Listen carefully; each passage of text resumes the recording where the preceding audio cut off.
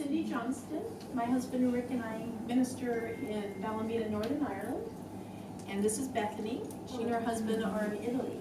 Normally, Margie Stewart would be doing this workshop, but her husband's father passed away really suddenly, so she's not able to be here.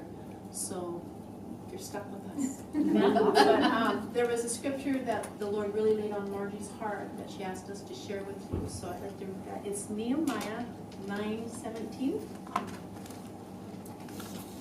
They refused to obey, and they were not mindful of your wonders that you did among them, but they hardened their necks, and in their rebellion they appointed a leader to return to their bondage. But you are God, ready to pardon, gracious and merciful, slow to anger, abundant in kindness, and you did not forsake them. And then that God's grace. So what we're going to do is we'll pray, and then I'm going to share a short devotion, and then Bethany will just try to explain what we're going to make and the purpose of this, and then we'll just let you go for it, okay? So Lord, we just lift this time up to you and ask that you would be with us, and we do lift Margie and Jim and all their family, Lord, to you. Lord, this totally shocked them and surprised them, but you knew this was coming. And so, Lord, we just pray that you would undertake them and just comfort them and provide all their needs for traveling and just every aspect of this really difficult time. Lord, pour your grace into this situation.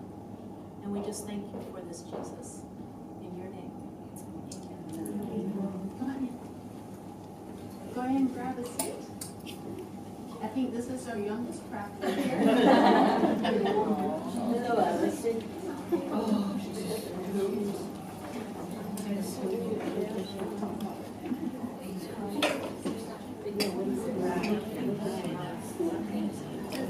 So I have a 20-page sermon for you. So Teresa asked me Wednesday night if I could share a devotion about a time when God showed his grace to me in my life. And of course, then you're like going through, well, like my whole life? How do I pick one moment in that very short time, because I'm very young, to find that? And I woke up Thursday morning, and with this on mind, the Lord reminded me of something he showed me through his word. So I'll just share that. Every year, my husband Rick and I read through the Bible. And when we first began this reading schedule, I found some of the Old Testament books quite heavy-going. For instance, towards the end of Exodus, the law was given to Moses, who passed it on to the Israelites. The law consisted of a very, very long list of do's and do-nots. And if you do, then this or that will happen. There will be consequences, good or bad. In Exodus 20, for instance, we find the 10 Commandments. And God spoke all these words, saying, I am the Lord your God, who brought you out of the land of Egypt, out of the house of bondage. And a real easy way to look at the 10 Commandments are, number 1, trust God only. Go ahead. Thank you. You're welcome. Number 2, worship God only. Number 3, use God's name in ways that honor him. 4, rest on the Sabbath day and think about God. Go ahead and come on in. You're all right. So number 4 was rest on the Sabbath day and think about God. 5, respect and obey your parents. 6, protect and respect human life. 7, be true to your husband and wife. 8, do not take what belongs to others. 9, do not lie about others. And 10, be satisfied with what you have. These commandments are about man's attitude towards God, his actions towards others, and the attitude of his own heart.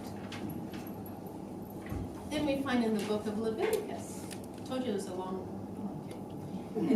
We find in the book of Leviticus, we read about the numerous sacrifices that were required in order to cover the sins of us, of man, so that he could be made acceptable to God. In my study Bible, the notes state, Leviticus is God's guidebook for his newly redeemed people, showing them how to worship, serve, and obey a holy God. Fellowship with God through sacrifice and obedience show the awesome holiness of the God of Israel. Here's a list of just some sacrifices that were required. There's sacrifices for the laws of acceptable approach to God. There was the burnt offering, the grain offering, the peace offering. Then there were laws of approach to God when you were out of fellowship and you had to get back. There was the sin offering, the trespass offering. Then there were laws of the administrating of the different offerings. Then there were laws for the priests. There were laws of Israel regarding their purity. There's laws of national atonement. Then there's laws of an acceptable walk with God. And those included the laws of sanctification for the people, for the priesthood, in worship in the land of Canaan, through vows.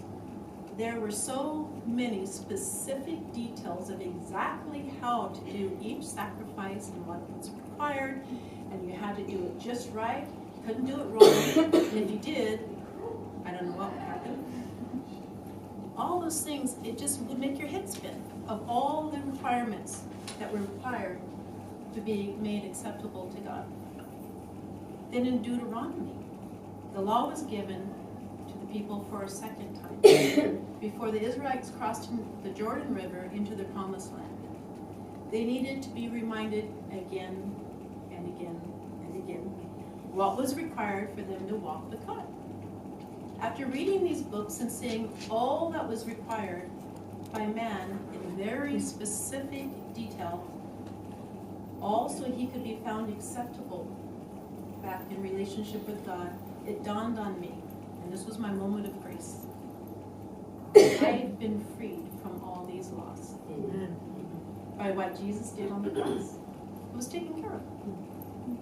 John wrote about Jesus in chapter 1, and of his fullness we have all received, and grace for grace. For the law was given through Moses, but grace and truth came through Jesus Christ. Through the sacrifice of Christ on the cross, each and every law was fulfilled. Jesus said in Matthew 5, "Do not think that I've come to abolish the law or the prophets. I have not come to abolish them, but to fulfill them." And his death on the cross did exactly that.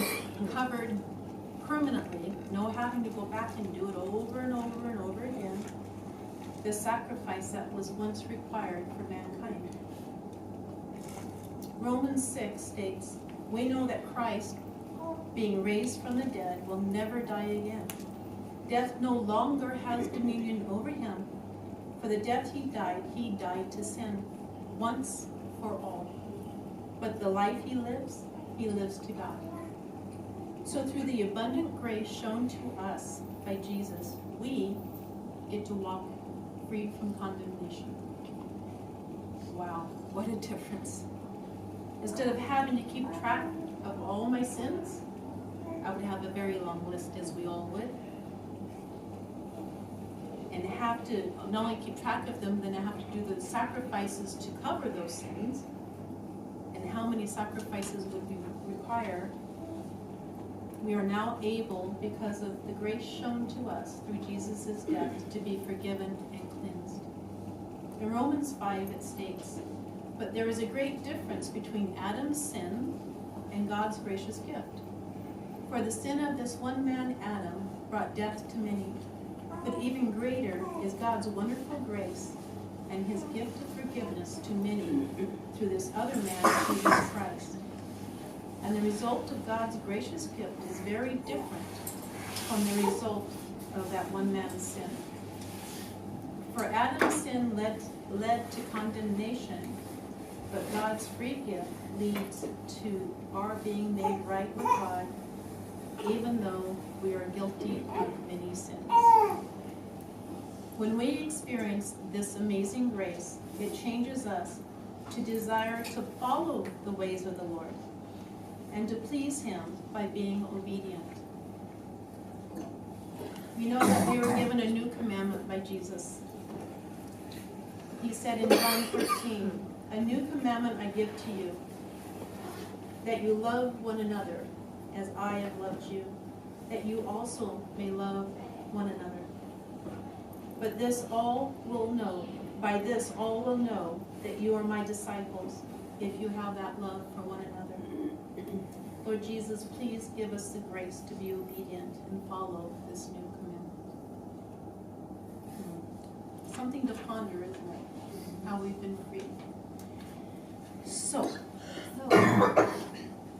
really quickly, sorry, I don't want to keep going, but I wanted to read this verse. Hebrews 4, verse 16 says, "Let us come, therefore, boldly before the throne of grace, that we may obtain mercy and grace to help in time of need." So I'm just reminded that, like, how amazing that we get to come boldly to the throne of grace and to come just boldly. Like, that's incredible. And we, like Cheryl said so many times, we don't understand fully how amazing that is. So we're going to make this prayer board. And just as we're making it, let's just pray that the Lord will continue to show us how amazing it is that we get to come before Him in prayer. And this will hopefully stimulate our prayers, to just put it in our kitchen or in our bedroom or wherever you sit or look at often, and, make it fun and make it cute and make it so that you want to pray more, I think I need that. So an encouragement to pray more. So this is what we're doing, is we just want to make it fun and give you a resource that can help remind you to pray more. So let's do this.